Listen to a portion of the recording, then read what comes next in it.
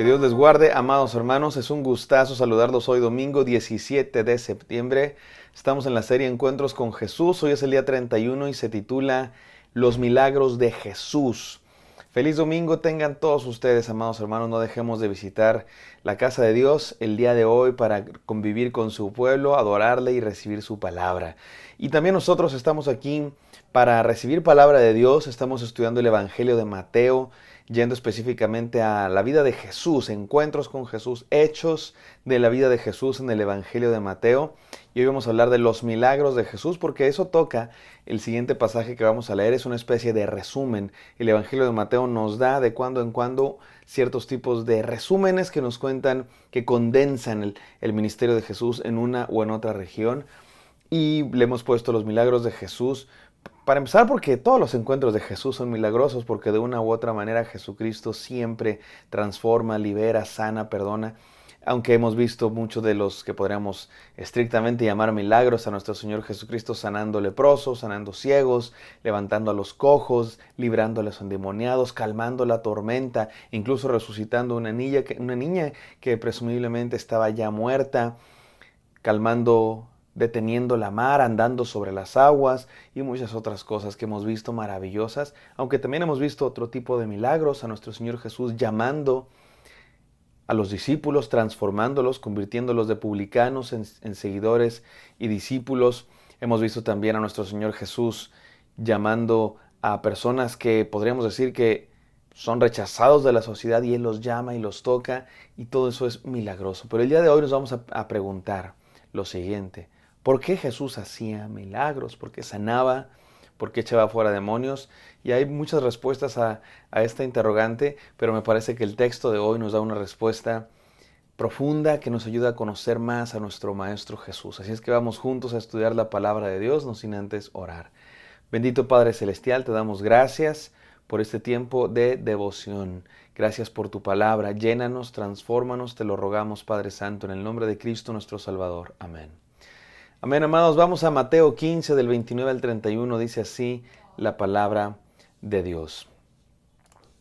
Pasó Jesús de allí y vino junto al mar de Galilea, y subiendo al monte se sentó allí.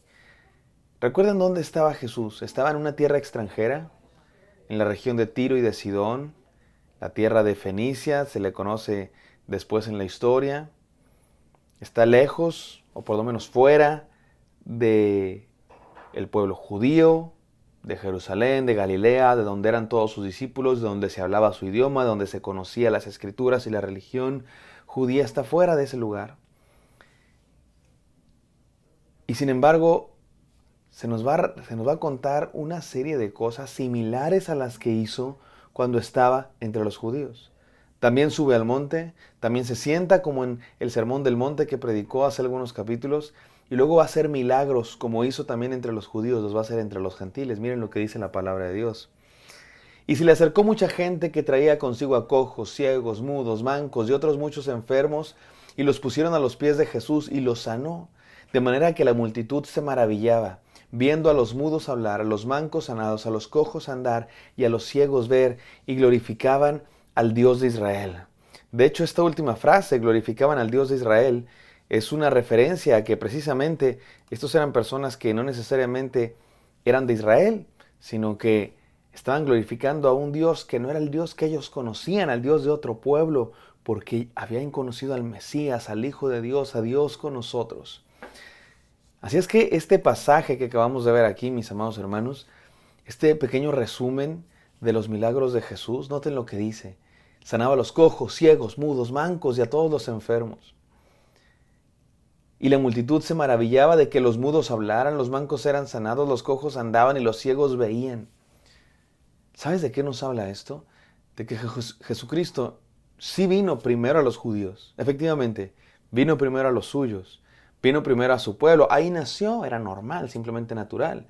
Pero no solo normal y natural, sino que era el plan de Dios que a partir del pueblo que Él había escogido viniera el Salvador, y que a partir de ese pueblo se proclamaran las buenas nuevas de salvación.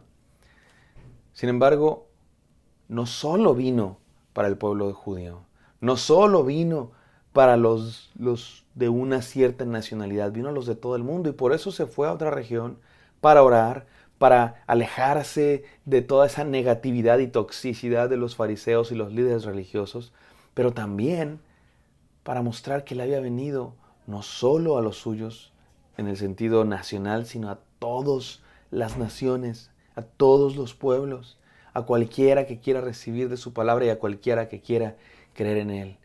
Y lo mismo que había hecho en Galilea, entre los judíos, lo mismo estaba haciendo ahora fuera de la región. Y eso nos habla de la maravillosa gracia de Dios para todos. Ahora dejen mirar la pregunta, ¿por qué Jesús hacía milagros? ¿Por qué hizo milagros en Galilea? ¿Por qué hizo milagros en Judea? ¿Por qué hizo milagros fuera del pueblo judío y ahora en el extranjero? Podemos dar muchas respuestas, déjenme dar 4, que creo que las resumen todas. Número 1, por compasión a la gente. Jesús hizo milagros por amor, así de sencillo. Veía gente sufriendo y hacía milagros por amor, porque tenía compasión de ellos. Así es nuestro Señor. Mi hermano, Él tiene compasión de ti. Cuando tú estás sufriendo, cuando tú tienes problemas, Dios no está de espaldas. Dios no está alejado. Dios está ahí contigo, compadeciéndose de ti y actuando a tu favor, aun cuando no lo veas. Pero ¿sabes qué?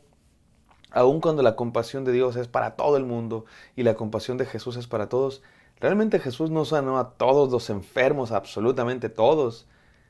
Anduvo por muchas regiones, pero seguramente hubo regiones por las que no caminó, seguramente hubo enfermos que no los sanó, así es que no es todo. No es la única razón por la que Jesús hizo estos milagros. Porque Él tiene compasión para con todos, pero no a todos los sanó. Porque no se enfrentó con todos, no estuvo frente a frente a todos los enfermos del mundo. Entonces hay más cosas por las que Jesús hizo milagros. Número 2, Jesús hizo milagros para mostrar su identidad. Estas muestras de poder demostraban que Él venía de Dios. Demostraban que Dios estaba con Él, que Dios estaba ratificando quién es Él, el Mesías, el Hijo de Dios. Jesucristo hizo milagros, sí, por compasión y por amor a la gente, pero no solo por eso, también lo hizo para demostrar quién es Él. Y la mayoría de sus milagros, como lo hemos visto, lo hemos estado viendo en Mateo, todos sus milagros tienen que ver con su identidad. Ese es el punto. El punto no es que vengas a Jesús por conveniencia para que te conceda tus peticiones y tus deseos. El punto es que conozcas quién es Jesús, el Hijo de Dios. Pero hay más aún.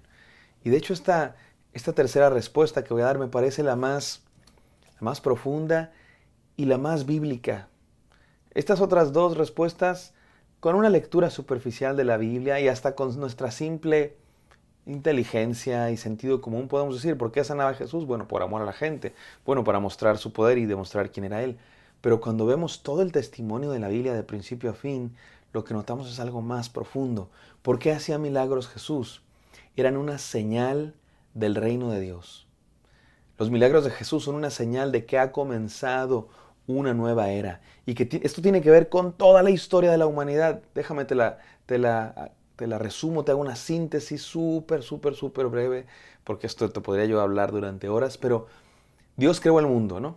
Dios creó un mundo bueno, un mundo perfecto, donde no había dolor, no había enfermedad, no había sufrimiento. Hay gente que dice, ¿por qué Dios permite tanto sufrimiento? ¿Qué crees? Dios creó un mundo sin sufrimiento, sin enfermedad, sin maldad. No es culpa de Dios. El problema fue que el ser humano utilizó la libertad que Dios le dio para ir en contra de la voluntad de Dios, para desobedecer a Dios. Ese es el pecado original. Y fue entonces, cuando desobedecieron a Dios, que entró el pecado en la humanidad y eso significó el inicio de la violencia, del sufrimiento, de la enfermedad, de todo lo que está mal en este mundo. Pero Dios prometió, desde el mero principio, Dios prometió que iba a restaurar todas las cosas, que iba a trabajar por hacer todo nuevo otra vez, en un descendiente de la mujer. Así dijo Dios desde Génesis. A la mujer le dijo, un descendiente tuyo le pondrá fin a la maldad. Esto está en Génesis 3:15. Y desde entonces Dios está trabajando. Dios está hablando a los corazones de los seres humanos, poco a poco, porque así es Dios. Es un artesano y las buenas cosas se trabajan a fuego lento. Y Dios llamó un pueblo, Dios llamó a Abraham, Isaac y Jacob. Dios llamó un pueblo, el pueblo de Israel, los sacó de la esclavitud en Egipto, los puso en la tierra prometida, les mandó que purificaran esa tierra, que les dio leyes, les dio profetas. Y el pueblo de Dios a veces obedecía, a veces no. Pero finalmente Dios envió un Salvador, Jesucristo. Y ese Salvador Es el que cumple todas las promesas que Dios había hecho en el pasado, de que iba a restaurar la humanidad para regresarla a ese estado donde no había enfermedad, ni muerte, ni violencia.